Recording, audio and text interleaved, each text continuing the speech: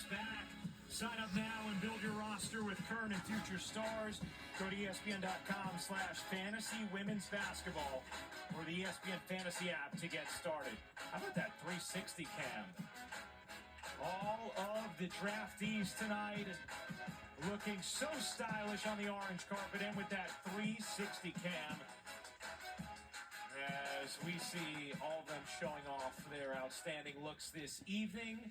Ryan, you didn't want to get on the 360 cam. You know Welcome back to the WNBA draft. Meanwhile, we look at what's transpired thus far tonight. A lot of players going to places where they'll have an opportunity to play, right, Trey? You mentioned it off the top. Yes. Maddie West-Belt has just joined, got drafted into to Chicago Sky. So looks like I would say congratulations to Maddie West-Belt. They are back on the clock with pick 17. An expansion franchise. Anybody who you guys are looking at in particular that might make sense for the Valkyries here at 17? Cheyenne Sellers is a player who possibly could. JJ Quinterly as well, and Serena Sundal. I mean, we talk about this year after year. Players, especially in the second round, should not worry about the number where they get picked. It's about the fit and their ability to potentially make the roster. All right, we're going to find out now who the 17th pick of the draft is. Let's send things back to the podium to the commissioner, Kathy Engelberg. With the 17th Let's head back to the podium. 2025 WNBA draft, the Golden State Valkyries select Cheyenne Sellers, University of Maryland. Yes, Cheyenne Sellers from the University of Maryland.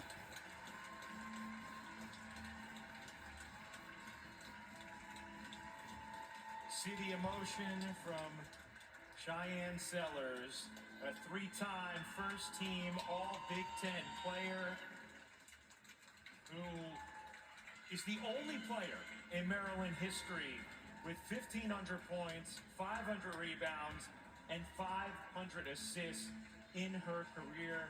Giving a big hug to her head coach, Brenda Fries, and headed to an enticing situation in Golden State. Yeah, Cheyenne Sellers certainly brings all of the measurables. She averaged 14 points, 4 assists a game last year at Maryland. This is a 6'2" guard who played lead guard for Maryland, shot 41% from 3 on the season, brings nice length. She was dealing with a knee injury the latter part of the year, but I heard her name quite a bit as a potential first-round draft pick. This young woman can flat-out score, terrific shooter, and she's proven that she can facilitate as well. And she's just got great size. The way that she plays, the way that she uses her body, even here, she's got a strong frame, great length. To me, what I like about Cheyenne Sellers is the way her game developed and evolved from her freshman year to her last year at Maryland. She has shown she works on her game, puts the time in, which she could do at Golden State. Well, Cheyenne is standing by with Holly Rowe. A lot of emotion. Sometimes waiting is hard. What's it like when you hear your name called finally?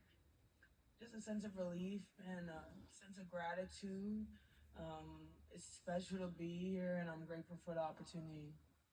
You give a big hug to your mom. You've got a special tattoo on your arm. I want to get it right. Living strong, fighting long. What has your mother meant to you? I know that you wanted to say something special to her tonight. I mean, she's my heart and soul.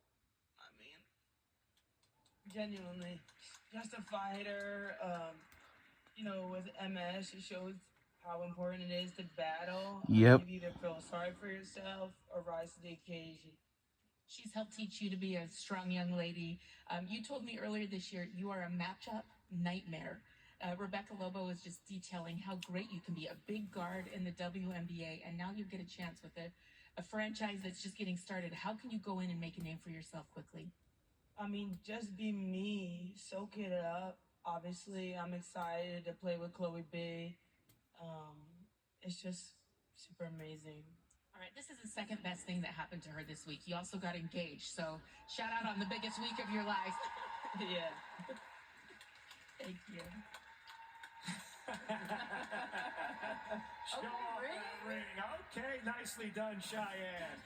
Meanwhile, the Atlanta Dream finally on the clock here. Interesting team when you look at what they've gone through. A lot of changes last season, swept in the first round by New York. 4 of their top 6 leading scorers ended up missing serious time. They have a new head coach. They also have a lot of new talent, including a couple of very talented, accomplished bigs in Brittany Griner, and Bree Jones. I mean, how about just what we can expect from the Atlanta Dream this season with some interesting reinforcements from this offseason? And the Atlanta Dream is the team I'm most interested to watch this year because I don't know exactly what to expect. You know, they returned that backcourt. They did deal with some injuries a season ago, but returned their backcourt, which is a strong area for them. And then in free agency, bring in both Brittany Griner and Brianna Jones. And it's just going to be interesting to see how all those pieces fit. We saw the success Carl Smesco had at Florida Gulf Coast, playing kind of a 5-out, taking a lot of threes style. How are all those pieces going to come together? I'm really eager to see what that looks like when the season starts. Yeah, in 6 of the last seasons that Smesco was at FGCU, they were ranked top 2 in D1 in 3-point field goals made per game. That is not what we've seen from Atlanta. Atlanta last season was at the bottom of the league in 3-point field goal percentage and 3-point field goal makes. Like you said, they had some injuries. Jordan Canada being back should certainly help move the ball a little bit. But yes, how do you create space around the bigs on the inside? 3-point shooting. Maybe we see BG and Brianna Jones taking a lot of threes this year. That is worth tuning in for. BG3 has a nice ring to it. We'll see who's headed to Atlanta. Here is the commissioner. With the 18th pick in the 2025 WNBA draft, the Atlanta Dream select Tahina Paopao. Yes! Tahina Paopao! Yeah! She got drafted to the Atlanta Dream. And she's from the University of South Carolina. Tahina, not here tonight. Wow, and she ain't not here tonight. Wow. It's a family health matter, but surrounded by loved ones and able to celebrate. We saw our head coach Dawn Staley celebrating this moment. What a career for Tahina Paopao. And if we're going to talk about three-point shooting, we might as well talk about the young woman who led the nation in three-point percentage 2 years ago when she shot 47% from the three-point line. She's really expanded her game this year. Got inside, taking floaters, able to hit in the mid-range. Dawn Staley would talk a lot about the fact that her team could exhale when Tahina Paopao got going on the offensive end of the floor, was able to do some really nice things for the Gamecocks the past 2 years. Well, Tahina Paopao has an incredible support system thanks to her family that's been there every step of the way. And now time for tonight's assist, brought to you by State Farm.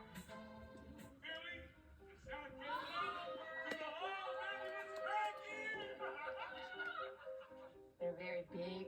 Well, the bad news is that Tahina Paopao didn't make it here tonight. So I'm sure they If she was here tonight, oh boy. They have anywhere from 10 to 20 people or more at each and every one of her games. Not home games. Everywhere we go, it's a multitude of people that's been supporting her. What makes Polynesians and Samoans so unique is the togetherness. We're taught from a young age that family is important and that we just have to be genuine and support each other and love each other. It's very important in our culture, as well as in my family, to have sports be part of who we are. They teach you who you want to become as a person. Paopao was born into a family known for football. At the age of 7, she hadn't yet found her sport, but her dad began including Paopao in her brother Israel's 4 a.m. workouts, teaching her the discipline that brought success to other members of the family. My dad would make me run around the track and be able to see what it was like to put in the work at such a young age. It was something that I just always was like, hey, I gotta do what I gotta do to get like where he is. It's so important to have Paopao on my back. I carry it with great pleasure, great love, great support, great trust, and the only thing I want to do is make them proud, knowing that I'm doing this for them.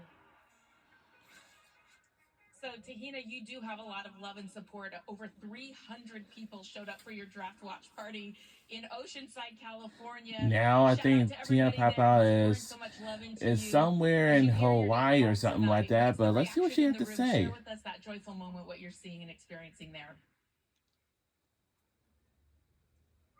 Just love, support, excitement. And she's from now. She's in Oceanside, California. Spend this time with my family, and it's been nothing but. And it's almost over. So once again, when we finish watching this, then we'll take a shower and much more to come. Proud of how your family has poured into you. We see you in your traditional dress tonight. What are you so proud of that you can share with us? Just we're a family unit. I mean, I'm so blessed to be Samoan, and you know, when you think of Samoan, you think of family and unity and togetherness, and that's.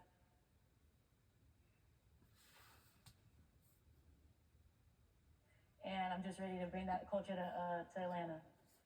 Junior Seau is her uncle, Megan Farimo, the great UCLA pitcher, Fale Abdul that won a national championship at Oklahoma. The whole family's really good at everything they do. Shout out to everybody. And Tahina, we can't wait to watch you play in the WNBA.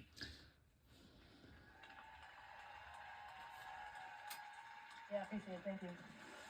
Well, congratulations to Tahina Paopao, headed to Atlanta. Meanwhile, the 19th pick in the 2025 WNBA draft is in the Indiana Fever, selecting Michaela Timpson from Florida State University.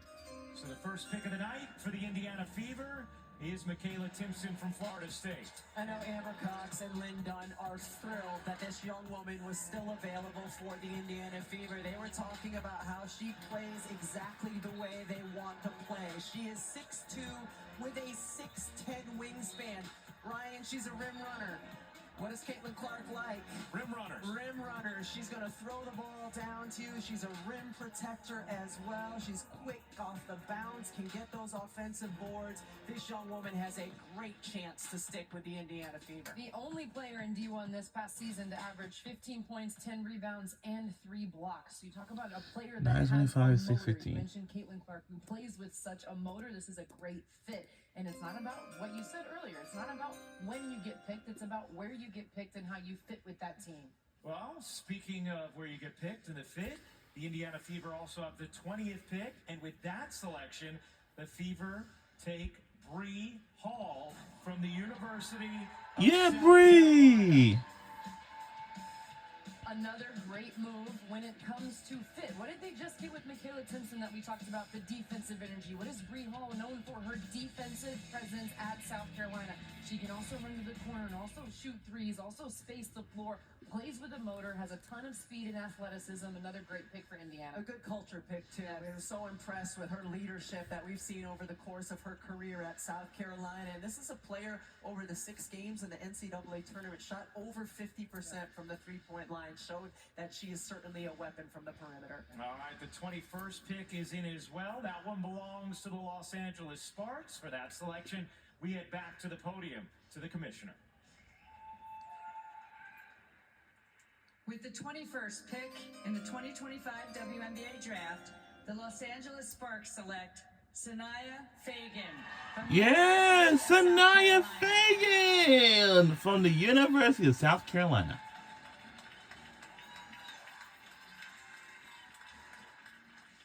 I'll say this will last until 10 o'clock p.m. And I'll be taking my plate downstairs. She's like, in a little while. Big hugs with her support system, Dawn Staley, and the South Carolina coaching staff here to see the third member of their team go tonight. And Sanaya Fagan, Rebecca, think about how many times this year we talked about just how impressed we were with Sanaya Fagan. Her vocal leadership on the floor, the way she improved, her passing from the post, and now she has a home in the WNBA. Brian, you and I did a lot of South Carolina games this year, and every time we watched this young woman play, we would look at one another and say, she looks like a pro. And part of that is her size, of course. 6'3", has good length, but all of those other things, yes, she can score inside. She's a terrific high-low passer. She's great passing to the other big on the interior. She has range out to 17 feet. She does the other things. And when you watch South Carolina's practice, the one voice in terms of player voice that you hear more than any other was Sanaya Fagan. And such a strong finish to her season. 11 points per game over the final 11 games at 64%. She's got a lot of momentum going into her professional career. And she takes that momentum right to this interview with Holly Rowe. Well, her momentum is on fire. 10 points per game over your last 11 games. You came into your own this season for South Carolina, but you had to trust in the process. She told me that it was important for you to trust. Why? I mean, the Lord just told me to trust. My mama told me to trust. My support system told me to trust, and I did exactly that. Coach Staley has been singing your praises all year about what a leader. When we asked who's the most important voice on that team, it was your teammates that said you. How can you bring that piece of yourself to the WNBA and to the LA Sparks? But I mean, I feel like it helps me a lot. I feel like it helps me as a player and as a teammate just to be vocal and to tell my teammates what it is. Your family's here tonight. I know they've meant so much to you. Your mom was a great player herself, right? Tell me what your family means to you here tonight in this beautiful moment. I mean, my family means a lot to me. I mean, I wouldn't be here where I am now without them. So just them seeing them there and just supporting me as much as they do. All right, we'll see you in LA. What a great job. Thank you. Congratulations to Sanaya Fagan, headed to the LA Sparks. Still plenty more to come, including Paige Beckers, the #1 overall pick. And also, oh boy, she will join the show again when we return. Don't go anywhere. Oh boy, it's gonna be good.